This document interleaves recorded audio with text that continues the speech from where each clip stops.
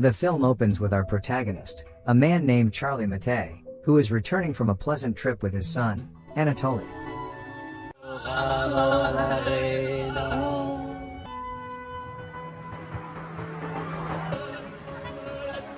When they make it back to the city, the boy begs Charlie to let him get down from the car and watch a busker perform.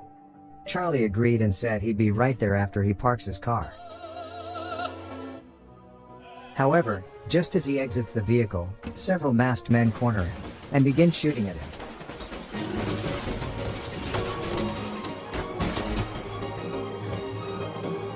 One of the masked men even kills a dog that has absolutely nothing to do with whatever their purpose is. Miraculously, he is still alive. While he slowly loses consciousness, he remembers a memory from the past where he was still a young man in prison, who was getting advice from an old mobster, nicknamed Old Timer, about living a life of crime. Old Timer warns him that there is no getting out of the business once he delves in. Back to Charlie, he gets rushed to the hospital, where the doctors are struggling to take out all the 22 bullets lodged in his body. On the other side of this story, we get introduced to a man named Tony Sakya, who gets informed about Charlie's condition. It is obvious that Tony Sakya is a powerful and cruel man, which leaves us to wonder if he is the one who hired a crew to get Charlie killed. The news about Charlie's shooting is broadcasted on national TV, and the newscaster mentions that Charlie is a retired mobster. In the next scene, police captain, Marie Goldman, takes interest on the case and decides to visit the crime scene. While Charlie is in surgery, we see another flashback of his past, when young Charlie learns that Old Timer was murdered by his rival. As a result, young Charlie, accompanied by his best friends, Tony Sakya and Kareem, decide to murder a famous mobster named Hernandez for killing their old mentor. The young men swear an oath to remain friends forever before they set off and take vengeance on Hernandez.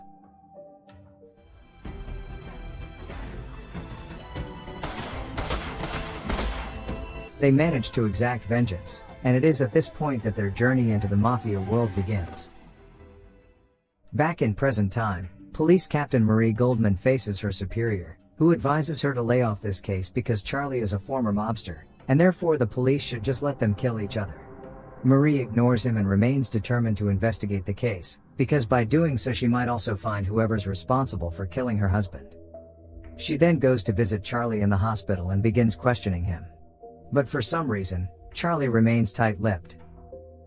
She exits the room in frustration, when Charlie's lawyer Martin walks in, along with Charlie's trusted friends, Kareem and Pat. At night, Captain Marie is tucking her son into bed, when she receives an ominous phone call. She spends the rest of her night drinking while grieving her husband's death. Meanwhile, Kareem is visibly upset and resolves to exact vengeance on whoever is responsible. Martin, on the other hand, advises him to be patient and wait until Charlie awakens from his coma. Kareem then tells Martin to look after Charlie and not leave him alone. Back at the hospital, there's a man disguises himself as a medical staff and sneaks into the hospital. He then pulls out his gun, opens the door to Charlie's room and shoots him several times.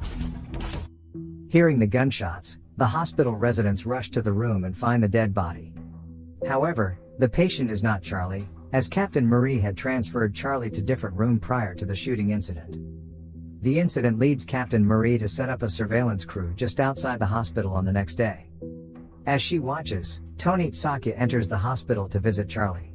During the visit, Tony expresses his relief that Charlie is still alive. Before leaving, he hands Charlie a greeting card that lets Charlie know that there are surveillance cameras everywhere, and that the police are monitoring him through an ambulance in front of the hospital. Not long after, Kareem and Martin visit Charlie at the hospital, and takes him with them. Seeing this, Marie decides to tail their car. It doesn't take long before Kareem notices that they are being followed, so he begins to speed up.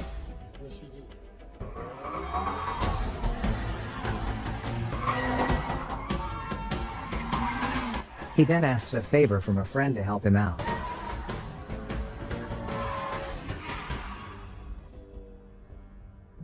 Now that Mary is no longer following them, Kareem takes the car inside an old warehouse, where one of Tony's men is tied up to a chair. He is palpably terrified, so much so that he ends up pissing his pants. Charlie proceeds to tell him that no harm will come to him as long as he remains cooperative. He reveals that he did not partake in the shooting himself, but Tony Tsakia aka Charlie's best friend did send his men after Charlie. Plus, Tony wants Charlie dead for retiring, and leaving Tony to run their drug business on his own, and he is now afraid that Charlie would one day stand in his way. Charlie is confounded to learn all this.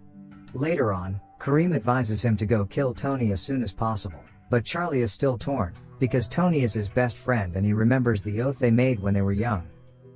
Kareem relents, and Martin takes Charlie home afterward, where Charlie is greeted fondly by his family.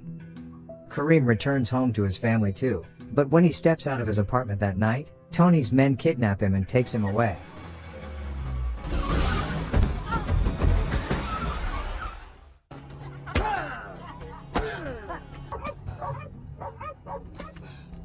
It turns out that the idea of kidnapping Charlie came from the man who was tied in the chair earlier. Of course, the tied man's plan to gain Tony's sympathy backfires when he is shot dead. They then cut off one of Kareem's fingers to send to his family as a warning. Charlie, who is just minding his own business and going about his day, is deeply shocked and devastated to hear about Kareem's death. He goes to attend the funeral, and witnesses Kareem's family sob in grief.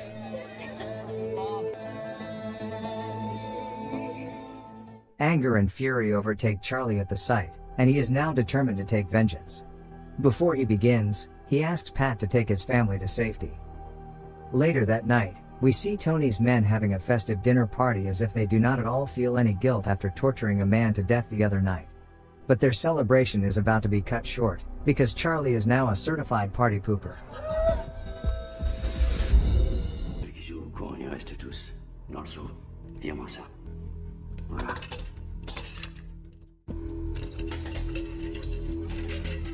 Now that the men are unarmed, Charlie gives them one last chance to say goodbye to their loved ones, because it won't be long before they're all dead.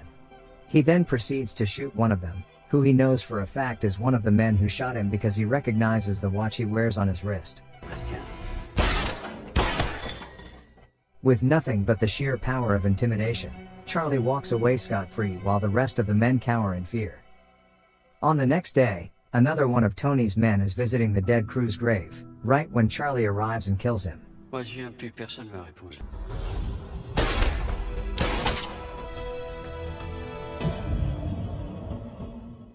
Realizing that Charlie is now out for blood, Tony sent his men to ransack Charlie's home and attempt to find Charlie and his family. Luckily, they cannot seem to find anything. While this is going on, Charlie is chilling with his trusty cat on the other side of town.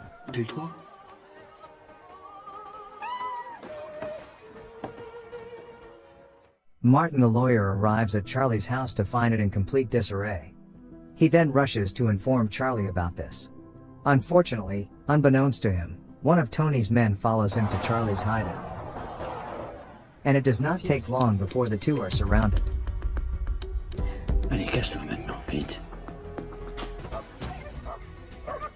Badass Charlie holds them off while Martin tries to make his escape via boat. But one of Tony's men catches Martin and corners him. In the end, Charlie makes an escape with his motorcycle, while Tony's men go after him.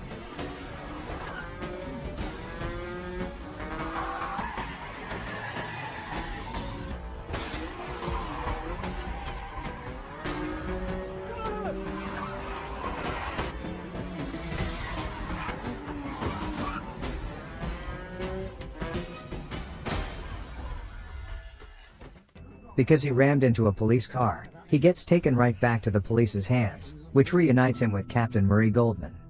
In the interrogation room, Marie reveals to him a shocking information from her investigation, which is that she found a series of bullets lodged into a wall on the crime scene. In other words, out of the 5 shooters, one of them did not wish to kill Charlie at all. Moreover, Marie decides to not arrest Charlie for now, because she is convinced that Tony Tsakia is behind her husband's murder. Later that night, Tony Tsakia is seen celebrating his daughter's wedding. Unbeknownst to him, Charlie is right outside his house, and manages to apprehend one of his men. Before finishing him off, Charlie demands him to hand over every data containing Tony Tsakia's current drug transactions.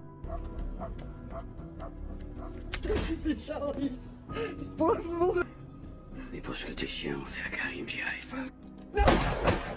When Tony learns about what happened not long after, he becomes furious.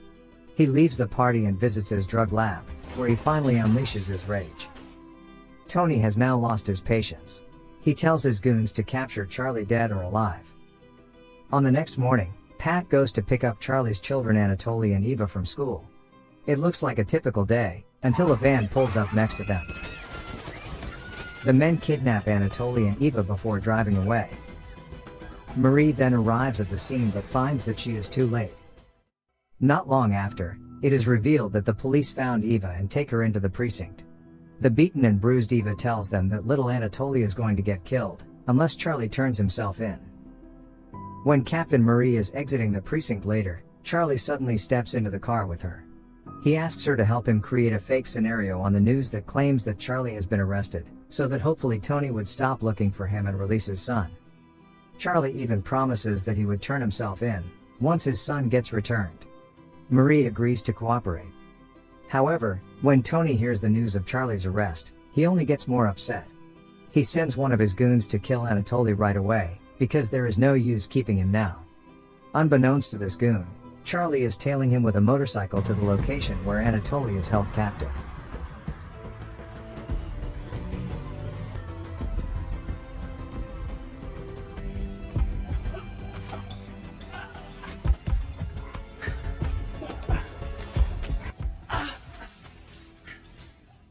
Inside this house, another one of Tony's men is keeping watch of Anatoly. He immediately gets told to kill Anatoly right now. However, instead of doing as he's told, he then rushes to release Anatoly, but then, while this is going on, Charlie is still outside. It appears that he is caught in barbed wire, and is desperately trying to free himself. The goon carries Anatoly outside and shoves him into the trunk, and begins to drive away, right when this happens.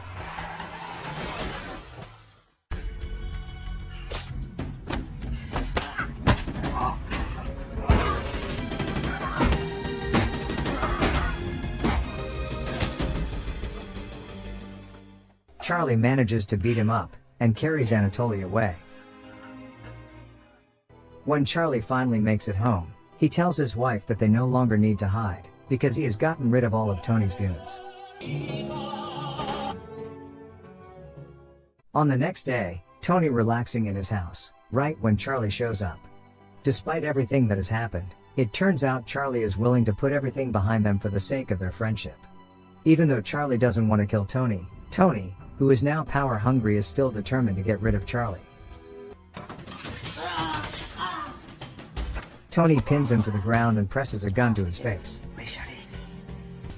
When Tony is caught off guard, Charlie takes the opportunity to gain the upper hand.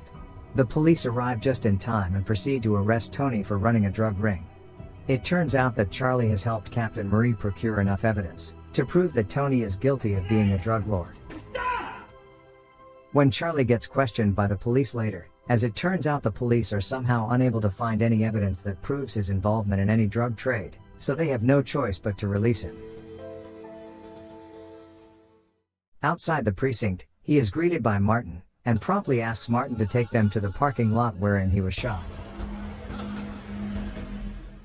Once they arrive, we learn that the one shooter who aimed at the wall at the time was Martin. Feeling betrayed, Charlie points his gun at Martin, but Martin proceeds to plead his case, by saying that Tony merely sent him to kill someone but never specified who. He said that he was shocked when he found out it was Charlie he was sent to kill, and he couldn't go through with it. You come so bad. It turns out that Charlie symbolically fired several bullets at the wall, out of appreciation for what Martin had done for him. The last scene shows Charlie and his family having fun at the beach, and they happily walk off into the sunset. And this is where the film ends.